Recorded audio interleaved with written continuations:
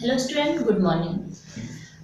आज हम आप इस चैप्टर का सबसे आखिरी topic diamagnetic and paramagnetic substance लेकर आए हैं और इसी के साथ ये चैप्टर खत्म होगा। तो हम समझते हैं कि डायमैग्नेटिक और पैरामैग्नेटिक सब्सटेंस क्या होते हैं। तो यहाँ लिखा है diamagnetic substance, the substance which have only paired electron are called diamagnetic substance. These substance get repelled weakly in magnetic field. मतलब क्या है कि ऐसे सब्सटेंस जिनके पास पेयर्ड इलेक्ट्रॉन होते हैं। पेयर्ड इलेक्ट्रॉन्स का मीनिंग क्या होता है कि चाहे वो s हो, चाहे p हो, चाहे d हो, चाहे f हो, चार के चारों ऑर्बिटल्स कंप्लीटली फिल्ड होंगे। मीन्स कि मैक्सिमम नंबर ऑफ इलेक्ट्रॉन जिस ऑर्बिटल में जितना चाहिए उतना होगा। ठीक है, तो अगर सबके सब फील्ड पेयर्ड है तो कैसा होगा सब्सटेंस? डायमैग्नेटिक सब्सटेंस होगा। और ऐसे सब्सटेंस क्या होते हैं? बहुत कम, बहुत आंशिक रूप से मैग्नेटिक फील्ड द्वारा रिपल किए जाते हैं। ठीक है, अगला पॉइंट क्या है इसी में? The ion molecule and compounds of representative elements generally have paired electron। कह रहा है कि जो मॉलिक्यूल हैं, कंपाउंड्स हैं, जो भी या आयन हैं, रिप्रेजेंटेटिव एलिमेंट्स जो होते हैं उनके ये क्या होते हैं? पेयर्ड इलेक्ट्रॉन रखते हैं। सो दे आर डायमैग्नेटिक, इसीलिए ये डायमैग्नेटिक कहलाते हैं। आपको पता है Na के में S का एक इलेक्ट्रॉन होता है जिसे निकाल के वो Na+, तो बाकी ऑर्बिटल्स उसके कंप्लीटली फिल्ड होंगे। इसी तरह से Mg2+, Al3+, F-, O+, Cl-, अब यहाँ पे Na+ को समझते हैं। Na+ का मतलब 11 - 1 = 10। 10 इलेक्ट्रॉन इसके पास है, 2, 2 and 6। तो इस तरह से S block completely filled, S block completely and P completely filled. तो हमने यहाँ पहले कहा था कि पेयर्ड इलेक्ट्रॉन होंगे। यहाँ पे हम देखते हैं कि सबके सब पेयर्ड हैं, इसीलिए ये कैसा होगा? Na+, डायमैग्नेटिक सब्सटेंस होगा, आयन होगा। इसी तरह से एक्सेप्शन भी समझते हैं। इसके एक्सेप्शन क्या क्या हैं? O2 molecule, S2 molecule and molecule having odd electron. ठीक है, O2 मॉलिक्यूल हो, S2 मॉलिक्यूल हो, या ऐसे मॉलिक्यूल जिनमें ऑड इलेक्ट्रॉन हो, वो जैसे NO, NO2, ClO2 etc। And ion having odd electron जैसे He2+। ठीक है, ये कुछ को छोड़कर बाकी लगभग सब जो होते हैं वो डायमैग्नेटिक होते हैं। लेकिन ये क्या है? डायमैग्नेटिक नहीं है। कंप्लीटली फील्ड तो है लेकिन डायमैग्नेटिक नहीं है। अब देखते हैं पैरामैग्नेटिक किसे कहते हैं।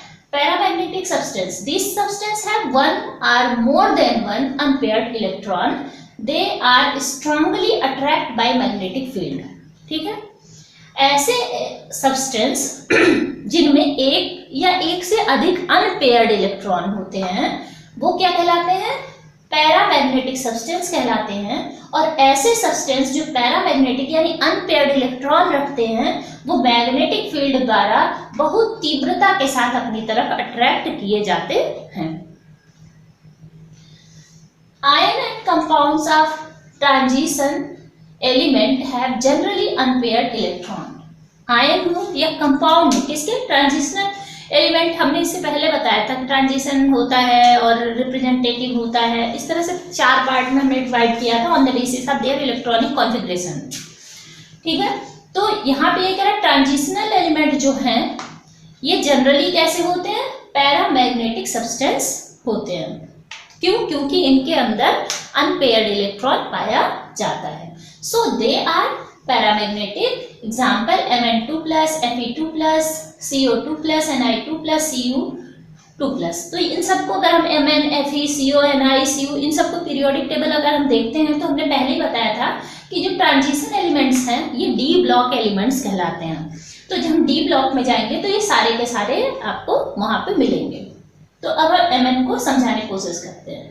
Mn2+, इसको इसके अंदर कितने होने चाहिए? 25। 2 इलेक्ट्रॉन निकल गया, अब कितना हुआ? 23।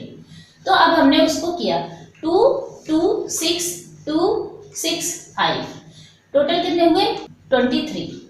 ठीक है, क्योंकि 2 इलेक्ट्रॉन निकल गया तो अब ये हुआ टोटल 23। अब इसको जब हम इसमें भरने का प्रयास करते हैं तो S कंप्लीट फील्ड जाएगा, जब दूसरा S भी कंप्लीट, P में 6 ही होता है, 6 भरा है, S थर्ड में भी 2 ही होना चाहिए और कंप्लीट फील्ड है, 3p में भी 6 इलेक्ट्रॉन है, कंप्लीटली फील्ड है। लेकिन D में हमने पहले बता रखा है कि D ऑर्बिटल में 10 इलेक्ट्रॉन होते हैं, लेकिन यहाँ हम देख कितना रहे 5 इलेक्ट्रॉन, 5 इलेक्ट्रॉन यहाँ पे प्रेजेंट हैं।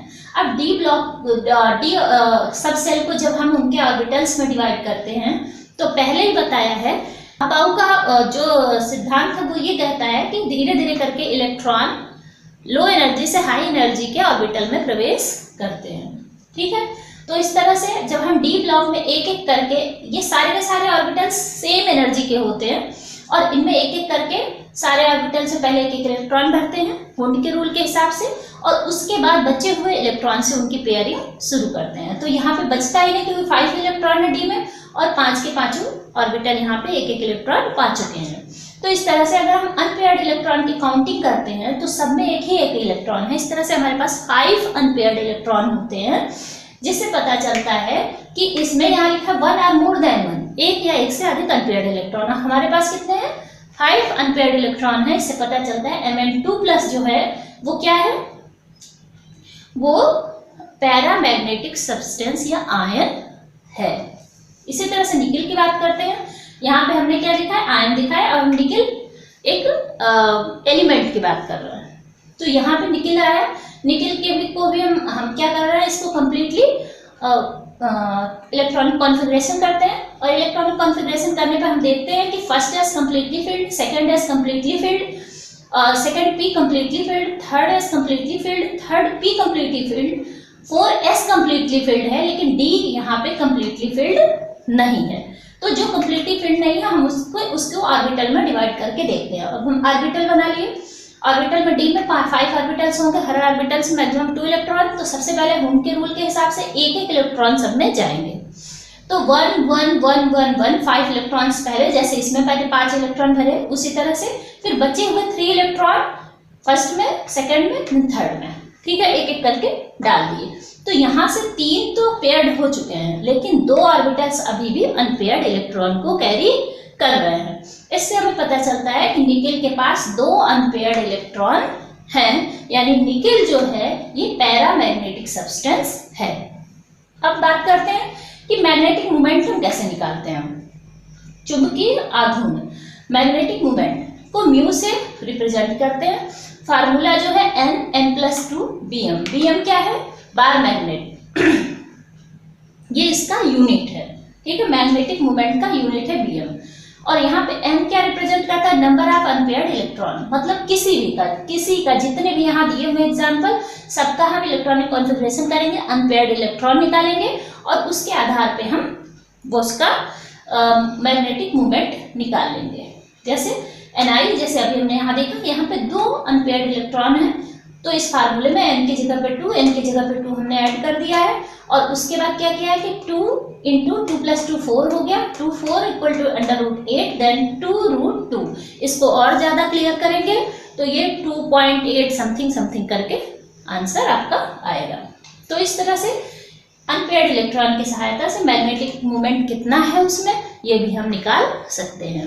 तो आज का टॉपिक और आज ये चैप्टर इसी टॉपिक के साथ खत्म होता है। आप देखते रहिए हमारा channel magical chemistry with me, और लाइक करिए, शेयर करिए, सब्सक्राइब करिए, जितना ज़्यादा से ज़्यादा हो सके। Thank you.